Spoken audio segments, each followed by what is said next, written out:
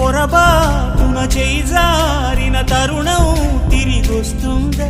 ప్రతి పూటొక పుటలా తన పాఠం వివరిస్తుందా? మన కోసమే తనలో తను రగిలే రవి తపనంతా కనుమూసిన తరువాతనే పెను చీకటి చెబుతుందా? కడతేరని పయనాలెన్ని, పడదోసిన ప్రణయాలెన్ని అని తిరగే ఛాయా చరిత పుటలు, వెను చూడక ఉరికే కథలు, తమ ముందు తరాలకు స్మృతుల చితులు అందించాలా ప్రేమికులు.